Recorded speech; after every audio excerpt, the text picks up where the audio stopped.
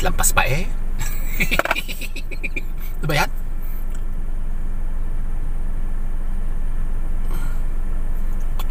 Nako, parang napapula ata. Ha? Kanasa. Ha? Ano ba yan? So ganyan po ang tamang paglilipstick ha mga meme. Lipstick. Lipstick. So, kumusta po kayo ha mga meme? Nako, ngayong araw po ito ha mga meme. Nako, kasi medyo marami rin po ang nagtatanong tungkol po sa ating mga bigasan ha mga meme.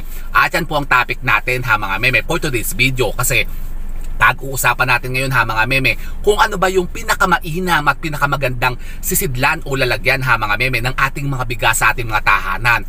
Patay po ha mga meme, hindi agad-agad maubusan ng pera at kaswertihan ha mga meme sa bahay natin. At para tayo dun po ha mga meme, hindi maka-imbibe ng sinasabi mga negativities at kamalasan. Meron palang ganun. Opo ha mga Kaya meme. Behold mga meme, learn and listen. O di ba ga? Siya, go mga meme. Meme. Nako, ano ba yan? Patingin ko meron eh.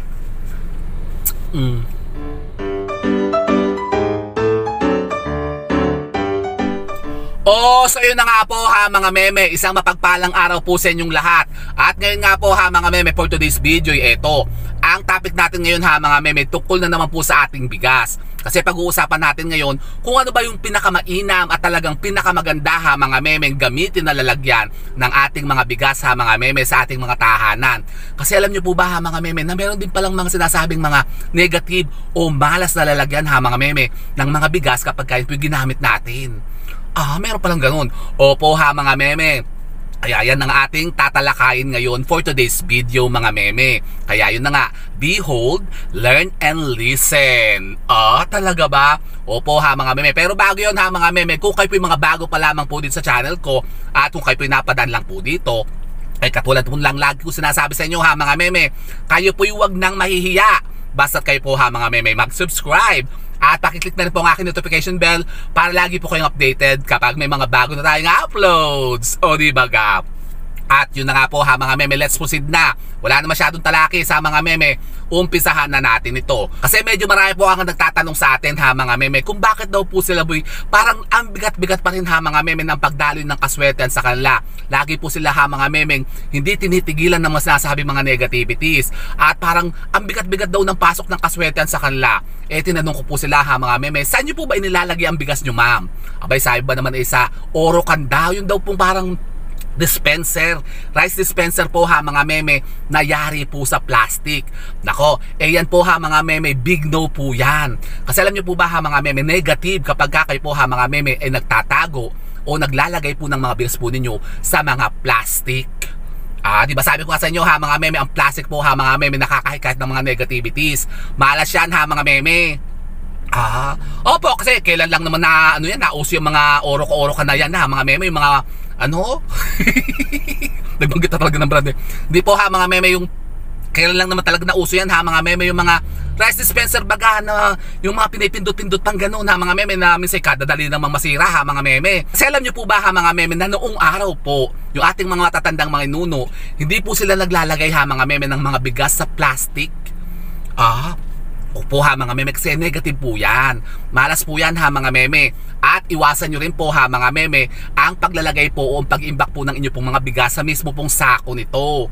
Halimbawa yung hindi nyo na isinasalin ha mga meme, tapos yun na lang sinasadlok at sadlok yung mga bigas po ninyo. Takal kayo ng takal dyan ha mga meme. Tapos halimbawa ang mga bigas nyo pa'y nakalagay pa ha mga meme o nakapatong pa diretso po sa simento o sa lupa ha mga meme.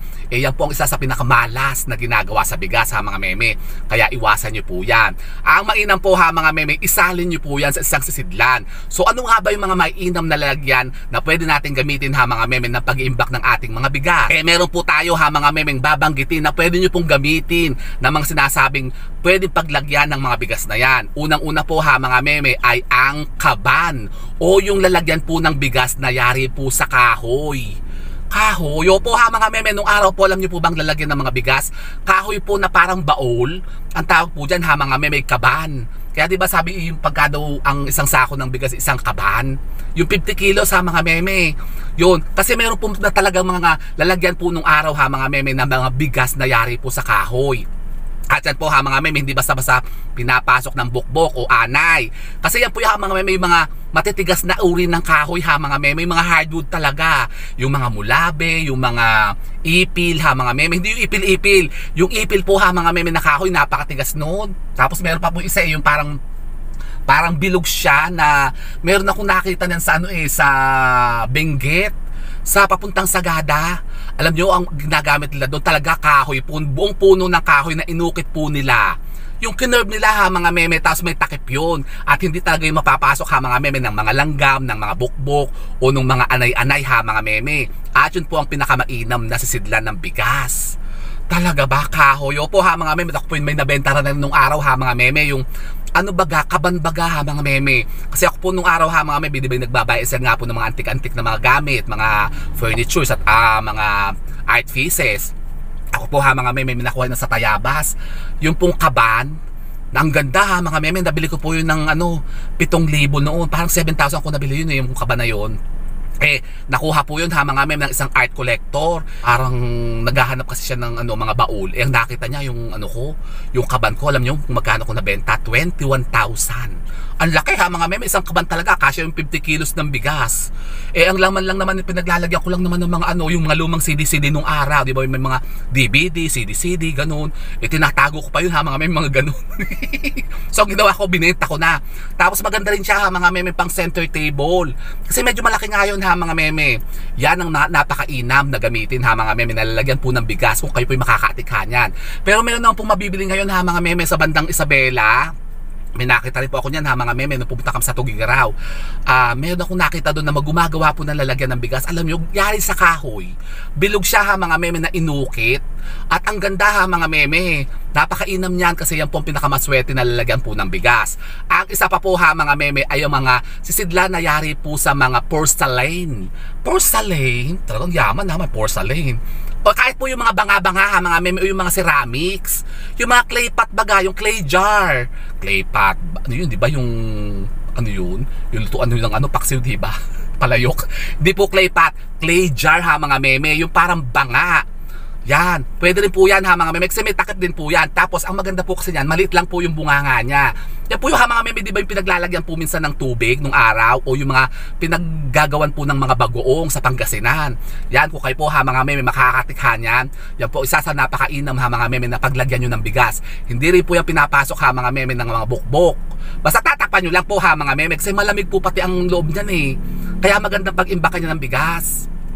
Marami niya sa may Bigan sa may Ilocos, yung mga pinaglumaan at pinagtanggalan na ng mga bagoong, yung hindi na gumagawa ng bagoong, ang dami nakatambak doon sa kalsada, mga meme sa may papuntang Ilocos, sa norte.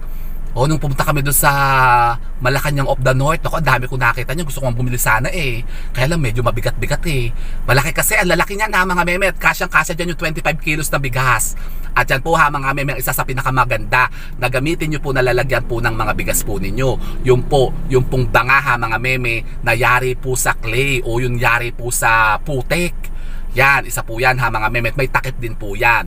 Ang isa pa po ha mga meme, kung wala naman po kayo makakuha mga ganyan, yung mga yari sa kahoy o yari sa porcelain o mga ceramics ha mga meme, talagang porcelain talaga Aba alam nyo sa China, ang lalagyan po nila ng mga bigas doon, yung mga jar talaga, mga porcelain. Kasi yan po ha mga meme, ang pinaka inuuna nila ha mga memeng ginagawa ng imbakan, yung mga bigas. Kasi importante po yan ha mga meme. Kasi alam nyo po ba kapag kayo po nagtago po ng mga bigas sa mga plastic, nako yan nga, yung mga orokan, mga timba ha mga meme, o yung mga tupperware. Ako nagbangkit pa talaga ng brand. Negative po yan ha mga meme. Huwag nyo pong gagawin yan. At ang isa pa pong napakainam ha mga meme na gamitin nyo pong sisidlan ng inyo pong mga bigas ha mga meme, yung mga lalagyan po na yari po sa metal. Yan, yung mga tin can ha mga meme o lata.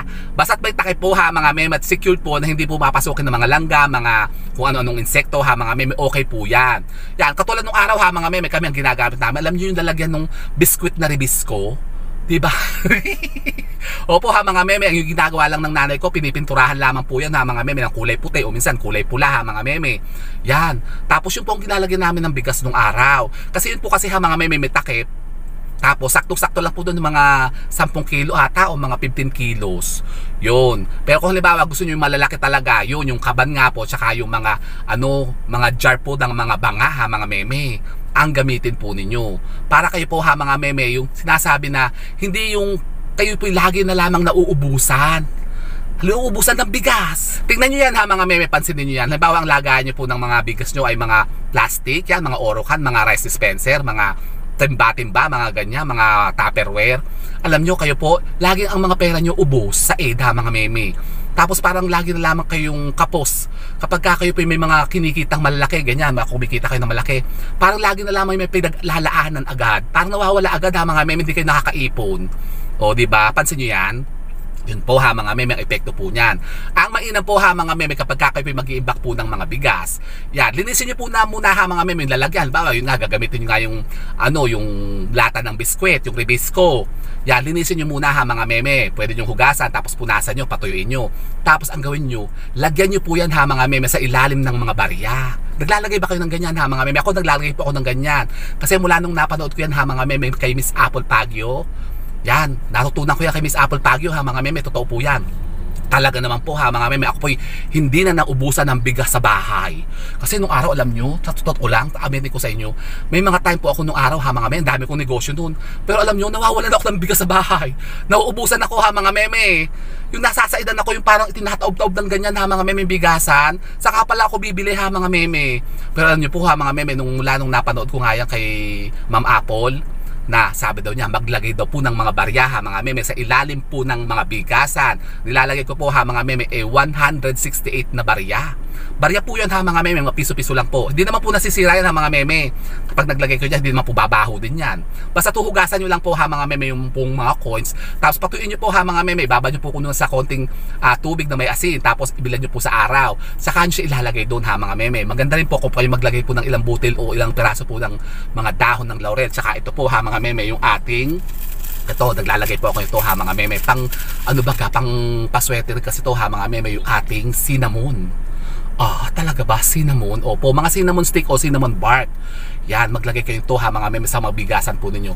At kayo po ha mga meme, talagang dadagasin kayo ha mga meme ng mga positibong enerhiya na magbibigay sa inyo ng mga sinasabing kaswertihan na yan. Ano ba yung nasa loob nito? Ang bango talaga ng cinnamon eh. So yun po ha mga meme, ganyan po ang gawin po ninyo. At iwasan nyo na po ha mga meme ang paglalagay po o ang pag-iimbak ng mga bigas po ninyo sa plastic. Iwasan nyo na po ang pag-iimbak at pagtatago po ng mga bigas sa mga plastic na lalagyan. Yan yung mga rice dispenser, mga timba-timba, mga orokan. Yan yung mga tupperware ha mga meme. Kasi pansinin nyo yan ha mga meme, kapag kayo naglalagay, pansinin nyo ang pera nyo ha mga meme, lagi na lamang ubos sa EDHA mga meme. Lagi kayong kapos. Halimbawa kayo po ha mga meme, may mga parating na pera, meron na agad pinaglalaanan yan ha mga meme. Hindi kayo agad-agad nakakaipon. Tapos parang lagi na lamang ang bigat-bigat ha mga meme ng pasok ng swerte sa inyo. Kasi yun nga po ha mga meme, baka kayo po yung naglalagay pa ng mga bigas po ninyo sa mga plastic. Di ba sabi ko sa inyo ha mga meme, iwasan nyo yung mga plastic, lalong-lalo yung mga taong plastic ha mga meme. Kasi walang ayun na, may mga taong plastic. Kasi yan pong plastic ha mga meme, wala pong maidudulot na kabutihan yan sa atin, lalong-lalo yung mga taong plastic, mga palingharap, yung mga besh, yung mga impacto, mga nako po. So yun po ha mga meme, wag na kayo maglalagay ha mga meme ng mga bigas po ninyo sa mga plastic na lagayan. Kasi yan po ha mga meme, maaring makahikayat ng mga negativities na maaring magpabigat ng inyo pong mga pamumuhay. Nako, totoong-totoo po yan ha mga meme, kasi yan po talagang ranas na ranas ko na nung araw ha mga meme. Yun nga, ako nga po ha mga meme, kahit may mga tindahan, may mga businesses ako ha mga meme, alam nyo, ang bigas ko minsan nauubos talaga. Nasasaidan ako ha mga meme. At yun na nga po ha mga meme, mula nung yan po ha mga meme ginawa ko, pinaltan ko nga po ha mga meme, yung lalagyan ko po ng bigas ha mga meme, pinaltan ko po ng lata, yung lata ng Ribisco. Aba, medyo umalwan-alwan na ha mga meme ang pamumuhay namin. Ako po ha mga meme, medyo nakabayad na ng mga utang, naubos na ha mga meme, hindi na ako nangungutang. Tapos medyo lumalaki na ulit yung aking mga benta ha mga meme, kumikita na ulit ako, nakapag-save na ako ha mga meme. Di positive, di ba? Kaya subukan nyo yan ha mga meme. Magpalit na rin po kayo ng mga lagayan nyo po ng mga bigas po ninyo para kayo po ha mga meme maka-imbibe naman ng mga sinasabing mga kaswertihan ha mga meme sa buhay ninyo. Pero sabi nga po ha mga meme, ito naman po yung mga pawang gabay lamang naman po natin. Kung kayo po ha mga meme, hindi po naniniwala sa mga gantong usapin ha mga meme, at gantong mga sinasabing mga paniniwala na yan, di hayaan nyo na lang po yan ha mga meme. Di ganyan na lang po gawin po ninyo. Hayaan nyo na lang nakalagay din sa mga plastic ang mga bigas po ninyo. Pero pansinin nyo yan ha mga meme, tingnan nyo yan. Kahit anong gawin nyo dyan ha mga meme na pagpupursige, kahit igudgud nyo pa yung nguso nyo sa lupa sa pagtatrabaho, parang ang bigat-bigat pa rin po ha mga meme ng pasok ng kaswertan sa inyo. O di baga, totoo yan ha mga meme, kasi yan po talaga proven na proven ko na. So yun po ha mga meme, magpalit na po kayo ng mga lagayan nyo po ng bigas ha mga meme. Kung kayo po gumagamit pa ng mga lalagyan o sisidlan ng mga plastic ha mga meme, palitan nyo na po yan. Mas mainam pa po dyan ha mga meme yung lata ng Ribisco. At para kayo po ha mga meme, daga sa inaman. At baka imbibe naman kayo ng mga sinasabing mga positivity para kayo naman po'y swertihin at gumana ang pamumuhay po ninyo. So yun po ha mga meme, at kung kayo po yung mga katanungan patungkol po dito sa ating topic na i-feature ngayon ha mga meme, pwede po kayo magtanong dyan. Diba sabi ko nga sa inyo ha mga meme, magtanong kayo, mag-message kayo dyan ha mga meme sa inbox natin, at kapag kayo po yung nabasa ko, sasagutin ko yan dito ha mga meme. At pwede rin po kayo mag-suggest pa ha mga meme ng iba pang mga topic na gusto nyong pag-usapan natin dito ha mga meme. Bawa kung kayo po meron pang mga idea na gusto nyo pong i-discuss natin dito o gawan po natin ng video ha mga meme, i-comment nyo lang dyan ha mga meme sa ating comment box, at kapag kayo po napili natin, gagawan din po natin yan ng content ha mga meme. Pag-uusapan natin yan dito. O di baga? So yun po ha mga meme, sana po may napulot na naman mga bagong idea at kaalaman sa pagkontra naman sa mga sinasabing mga kamalasan na yan, at pag-invite naman ng mga sinasabing mga kaswertihan sa buhay. O di baga? So with that mga meme, keep safe and God bless. Thank you for watching, and don't forget to subscribe my channel. I know you like it, and don't forget to brush your teeth. Bye mga meme. Magpalit na kayo na lagayan nyo ng bigas ha mga meme para kayo swertihin naman.